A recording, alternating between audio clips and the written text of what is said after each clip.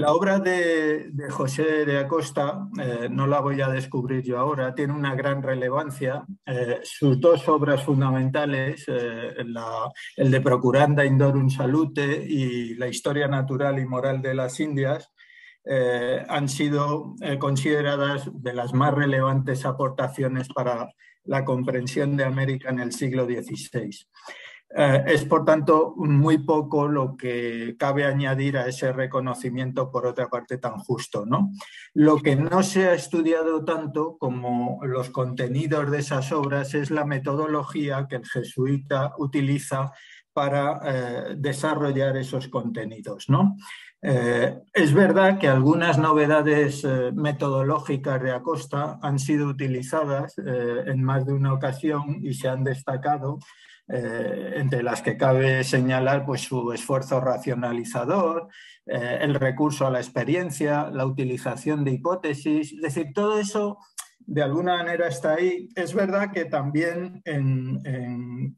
oposición, vamos a decir, a algunas acusaciones que se le han hecho, como que no ofrece un tratamiento consistente de la naturaleza, que no acaba de despegarse de unas concepciones metafísicas un tanto arcaizantes y claramente contrapuestas a las modernas teorías científicas que emergen a partir de esta época, etcétera, ¿no? Entonces, bueno, yo creo que hay necesidad de estudiar la obra de Acosta con más detalle desde este punto de vista de su revisión gnoseológica, de su concepción de la teoría del conocimiento. Y aunque no se trate en sus obras de manera sistemática este asunto, sí hay los suficientes elementos como para sacar un tratamiento bastante interesante de la cuestión y sobre todo un tratamiento que vamos a ver que tiene mucho que ver con el aristotelismo, donde sin duda tenemos que reconocer que Acosta sigue la teoría tradicional aristotélica como un buen escolástico que es, pero a su vez con elementos importantes de corrección, de innovación, que es precisamente lo que marcan su adecuación al tiempo en que le correspondió vivir y, de alguna manera, su anticipación de las novedades que habían de venir a partir del siglo XVII de una manera mucho más intensa y radical. Es, por tanto, la suya una aportación al escolasticismo que podríamos llamar renovado, donde el éxito de la labor no lo tenemos que descubrir nosotros, es que se descubre por la propia importancia que adquiere su obra muy tempranamente. De hecho, ya el de Procuranda Indorum Salute tuvo sus reediciones fuera de España y demás, pero es que sobre todo la historia natural y moral de las Indias gozó casi de manera inmediata a su primera edición en 1590 en Sevilla de numerosas traducciones a prácticamente todos los idiomas europeos. Y dicho sea de paso, aunque ya entre más dentro, vamos a decir, de la curiosidad historiográfica que de su presente y contemporaneidad, todavía hoy en día sigue siendo una obra que se ha traducido repetidas veces a idiomas que en su momento pues, no se consideraban, pero que hoy en día también tienen su importancia, como el japonés, una nueva traducción al inglés, en este caso al inglés, vamos a decir, norteamericano, no británico, pero en cualquier caso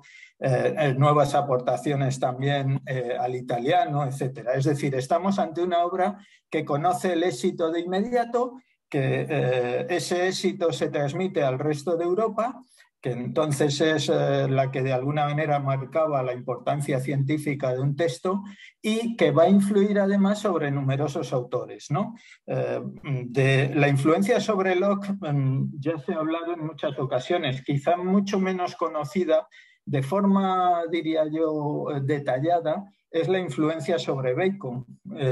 Es una influencia enorme y espero que en breve salga la prueba de ello porque me dediqué precisamente a hacer un estudio al respecto, ¿no? En cualquier caso, toda esta, digamos, enorme trascendencia de su obra, tanto en forma de traducciones como en forma de reediciones, como en forma de influencia y cita en otros autores, no ha permitido hasta ahora que surja un estudio de su teoría del conocimiento, y eso es precisamente lo que me propongo, aunque sea de manera incipiente, hacer en lo que sigue, ¿no? Empecemos por decir que no hay en Acosta un intento, vamos a decir, consciente de alejarse de Aristóteles de una manera sistemática, sino todo lo contrario. Va a admitir el estudio tradicional de la teoría del conocimiento aristotélico, donde la imaginación, la memoria, el entendimiento entran en una relación perfectamente establecida y que para el siglo XVI todos los escolásticos y desde luego los jesuitas de mediado el siglo en adelante pues tenían muy presente y se apresuraban a continuar. Lo que ocurre es que ese uso de los planteamientos aristotélicos, como he dicho antes, en Acosta, pues va a tener unas novedades y unos añadidos. Las novedades las iremos viendo a lo largo de esta exposición y los añadidos ya me interesa destacarlo desde el principio. Tienen mucho que ver con la propia ortodoxia de la Compañía de Jesús, a la que pertenecía Acosta, y que se empeñaba en todo momento por combinar tanto la difusión del conocimiento como la presencia de Dios en el mundo a través de sus obras y en concreto especialmente a través de la naturaleza. No me voy a detener en la exposición de la teoría aristotélica, pero sí me interesa, a través de este párrafo, que es el único, no teman ustedes, es el único que voy a reproducir hoy aquí, donde se muestra claramente cómo combina Acosta perfectamente la teoría aristotélica, donde aparece el entendimiento, el papel mediador de la imaginación entre este y la sensación, y cómo esa imaginación debe estar sometida en todo momento a la razón. Por otra parte, aparece también algo de lo que nos vamos a ocupar de manera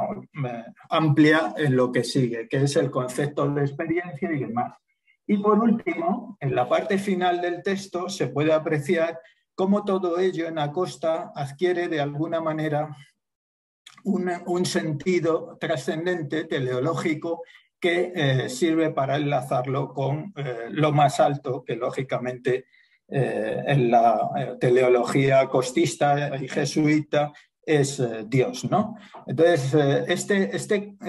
conglomerado, vamos a decir, de ideas aparece repetidamente en la Historia natural y moral de las Indias, que es el texto, voy a dejar un poco de lado el de Procuranda, y es el texto en el que me voy a centrar fundamentalmente, y vamos a ver que aparece una y otra vez en las investigaciones de Acosta. Nunca se renuncia al análisis racional de la realidad y en concreto de la naturaleza y de todo cuanto en la misma existe en su sentido más amplio, por supuesto seres humanos, pero también realidades materiales, desde el material inorgánico hasta los seres vivos de distinto reino, vegetal, animal o también relacionado con los mares. En Acosta, ese aristotelismo, la ventaja que ofrece, vamos a decir, y sobre todo lo que nos hace llamar la atención sobre él, es que es un aristotelismo en absoluto dogmático, en absoluto cerrado, sino que se abre como un programa de investigación flexible, capaz de adaptarse a aquellas novedades que bien se demostraba que no encajaban con el aristotelismo original o bien no encontraban respuesta en este por tratarse de novedades, por tratarse de cuestiones que en su día Aristóteles no había abordado, y entonces el jesuita se encarga de encajarlas en ese pensamiento. Es decir, nos encontramos frente a lo que se dice de que el escolasticismo es tradicionalmente un programa dogmático, un programa cerrado, un programa que se niega a hacer frente a las novedades. Nos encontramos exactamente con lo contrario. Un programa que se abre, que se adapta, que cambia si es preciso, especialmente en aquellos aspectos que más nos interesan, que es precisamente lo relacionado con la meteorología y con la historia natural, que es donde se especializa el texto de Acosta. Esto tiene una doble razón. Por una parte, la meteorología es verdad que constituye uno de los tratados aristotélicos más conocidos, pero era un tratado donde Aristóteles difícilmente pudo introducir importantes elementos de experiencia, de datos conocidos y demás, y abundan las especulaciones. Sobre todo los intentos de encajar esa meteorología con otras partes de la teoría aristotélica que le exigían determinadas soluciones. Y por otra parte, la historia natural, donde es más todavía necesaria la adaptación, puesto que en el caso de Acosta, de la historia natural y moral de las Indias, se trata de la historia natural de un territorio que había sido desconocido por los antiguos y, por tanto, difícilmente podía tener encaje en las teorías aristotélicas. Entonces, esto es lo que hace que Acosta sea capaz de sintetizar todo ello, de introducir los cambios necesarios, de corregir a Aristóteles y de presentarnos un aristotelismo mucho más abierto y renovado que el que es característico del escolasticismo, por lo menos en sus representantes, digamos, de mayor calado teórico. Junto a esto está el tema de la Compañía de Jesús, que no podemos en absoluto dejarlo de lado. Hay todo un intento de una Compañía de Jesús que en este momento es un grupo emergente, que es un grupo que está captando a toda costa no solo la atención de los laicos y del propio Vaticano, sino también para sus intereses de lograr financiación, de lograr recursos, de lograr todo tipo de adhesiones, pues le interesa llamar la atención. Entonces hay por una parte una finalidad que la compañía tiene como instituto religioso que es lograr llevar adelante sus fines apostólicos, pero hay por otra parte también un intento de mostrar su capacidad de adaptarse a las novedades, de comprender la naturaleza de los nuevos saberes, de mostrar el talento de sus miembros para llevar adelante esos saberes, y de esa manera hay incluso dentro de la propia orden todo un programa de estímulo para que sus talentosos miembros publiquen, hagan investigaciones, desarrollen sus conocimientos y los transmitan. A esa, vamos a decir, ideología genérica de la compañía se unen tres aspectos que son fundamentales y que ya fueron señalados por Steve Harris. En primer lugar, la compañía ofrecía una ventaja fundamental sobre los investigadores, vamos a decir, individualmente considerados que producían sus conocimientos en Europa. Y es que la compañía operaba a larga distancia. Sus miembros llegaban prácticamente a todos los rincones del mundo. Estaban obligados a escribir toda una serie de cartas y tratados para informar a sus superiores, pero a la vez que informaban a sus superiores, estos difundían ese conocimiento al resto de sus hermanos, de manera que vemos una compañía que, a pesar de sus fines religiosos, complementa estos con el interés por el conocimiento en los distintos lugares donde se asentaba, que era prácticamente todo el mundo. Y entonces eso permitía conocer novedades, datos que estaban inaccesibles para la mayoría de los investigadores y, sin embargo, gracias a la Compañía de Jesús y primeramente para sus propios miembros, les eran de alguna manera accesibles. Un segundo aspecto es que se beneficiaban del conocimiento y las relaciones que establecían a través de sus misiones con las poblaciones indígenas. Entonces, esos saberes de esas comunidades eran con frecuencia subsumidos, eran recogidos por los jesuitas e integrados, muchas veces de manera no reconocida, pero otras veces admitiendo que procedían de otras personas, de otras comunidades, etcétera, subsumidos dentro de la ciencia general, lo cual aportaba un elemento adicional a sus propias investigaciones. Y en tercer lugar, aparece ya de una manera muy clara ese dualismo del concepto de ciencia que en el escolasticismo ocupa especialmente la teología, el conocimiento de Dios, pero que en el jesuitismo va a ir cada vez acompañado de una segunda noción que es el conocimiento de la naturaleza. Entonces, va a ser relativamente fácil reconocer en esa investigación de la naturaleza un estímulo adicional para conocer a Dios, que al fin y al cabo es el que ha creado esa naturaleza tan bella. Y párrafos enteros una y otra vez aparecen al respecto en la propia historia natural y moral. Bien, ¿qué es lo que hace de esta historia natural y moral un texto privilegiado? En primer lugar, su autor, Acosta, reconoce que lo que ha querido hacer no es un relato a la manera de otras relaciones, a la manera de otras historias, sino que ha querido hacer filosofía. Esa filosofía se distingue de la historia porque busca las causas y razones de las cosas. Es decir, hay un elemento, vamos a decir, cualitativamente superior a lo que es el mero relato, la mera narración de hechos acontecidos. Un segundo aspecto es que Acosta no se conforma con transmitir esa filosofía, esas causas y razones de las novedades y cosas que va encontrando, sino que quiere que sea un saber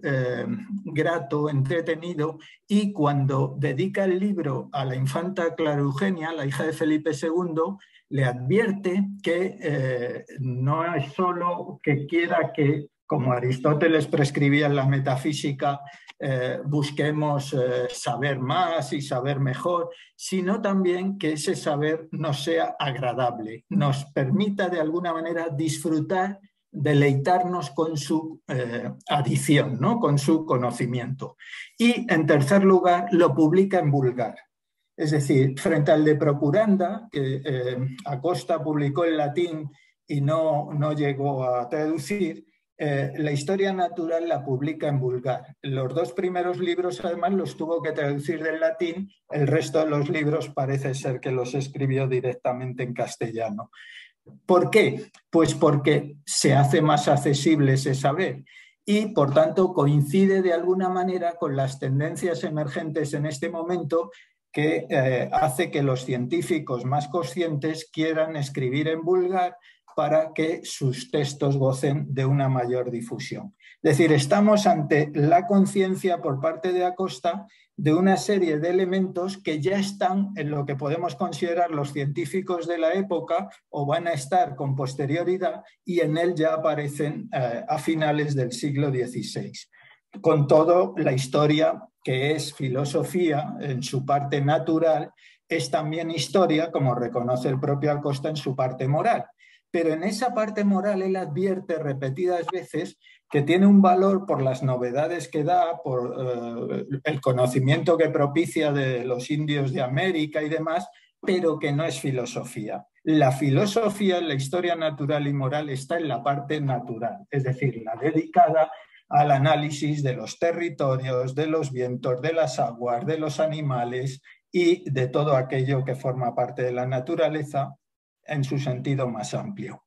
Lo que va a hacer Acosta es poner una estructura de clara raíz aristotélica para describir todo ese tipo de elementos. No hay, por tanto, como a veces se ha dicho, una especie de descripción anárquica donde aparecen minerales, vientos, aguas, animales, No, es una estructura perfectamente establecida de acuerdo con la investigación aristotélica, pero que Acosta no tiene problema en transformar cuando claramente los hechos que él observa no coinciden con las explicaciones aristotélicas. Por tanto, estamos ante una mezcla de aristotelismo y de novedad. Una mezcla que hace del aristotelismo una novedad, en el sentido de que es capaz de prescribir aquello que considera necesario introducir frente a lo dicho por el filósofo. Entonces, si a todo esto unimos el hecho de que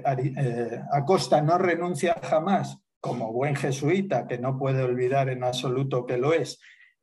que en esa naturaleza compleja y extraordinariamente ordenada a la vez está presente la propia acción divina, nos encontramos ante un texto que, por una parte, no olvida nunca la perfecta estructura que Dios ha dado al mundo, pero por otra parte sabe que mostrando ese saber puede contribuir de alguna manera, en la medida en que conoce mejor a los indios, a su conversión. Y por otra parte, haciendo eso, todos nos beneficiaremos porque seremos capaces de ponernos al día en unos saberes que son inaccesibles para todos aquellos que no han tenido la suerte de viajar a América, que es lo que Acosta repite también una y otra vez. Todo esto se va a condimentar en la obra de Acosta con un análisis y con una fundamentación, mejor dicho, desde la experiencia. El concepto de experiencia es un concepto que ya de por sí es complejo. No hay una sola idea de experiencia en los distintos autores, por más que muchas veces simplifiquemos hablando de los empiristas como si mantuvieran una misma concepción. En absoluto es así. No es la misma concepción de la experiencia la que tiene Bacon, que la que tiene Hobbes, que la que tiene Locke, que la que tiene Hume. Entonces, por ceñirnos exclusivamente al empirismo, vamos a decir, de la Edad Moderna, que si nos vamos al empirismo anterior, también hay cambios de cierta importancia y desde luego la hay en el empirismo posterior. Entonces, en Acosta ese concepto de experiencia parece también muy rico, muy variado, y es el que nos permite mostrar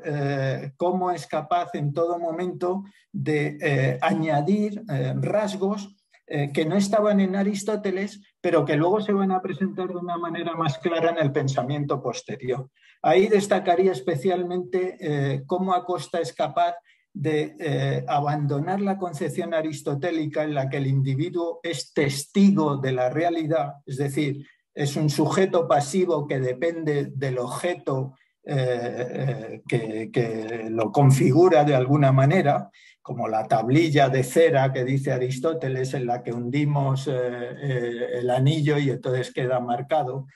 Lo importante es el objeto, no aquello en lo que se expresa la idea que adquirimos de él. Esa es la filosofía antigua y esa es la que hereda Acosta y la que debería mantener. Pero en él cada vez más, en vez de esa visión pasiva del testigo, lo que va a aparecer es la visión activa del testimonio. Lo que Acosta va a hacer es dar autonomía al sujeto para permitirle de alguna manera imponerse sobre una realidad que él escoge, que él describe y que él de alguna manera se siente capaz de utilizar. La experiencia aparece en Acosta entonces rodeada de diversos usos, de diversos sentidos. He señalado ahí algunos de ellos, ¿no? Por una parte, la experiencia es en Acosta la constructora de un saber que se nutre directamente de la observación. Es el sentido que tiene la experiencia de lo que vemos, que la confrontamos con aquello que no se basa en datos reales, consideramos que no se basa en datos reales, o que simplemente queremos transmitir a aquellos que no han sido capaces de observar lo que nosotros sí hemos sido capaces de ver. Un segundo sentido es el que se basa en una especie de experiencia literata, que dirá después el canciller Bacon, es decir, una experiencia basada en los conocimientos, en las observaciones, en las relaciones de otros, y que ofrece también un matiz muy interesante porque Acosta no da por buena cualquier experiencia. Tiene que ser una experiencia que esté asentada sobre personas cultas, sobre personas que dan cuenta de las realidades que han observado con causas y razones. El concepto de causa y razón está siempre en Acosta como una categoría superior de saber, siguiendo a Aristóteles, que es lo que marca el concepto de saber frente al mero relato, frente a la mera, digamos, visión de las cosas, ¿no? Un tercer concepto de experiencia que maneja Acosta también equipara esa experiencia a la ciencia e incluso al razonamiento, y entonces permite de alguna manera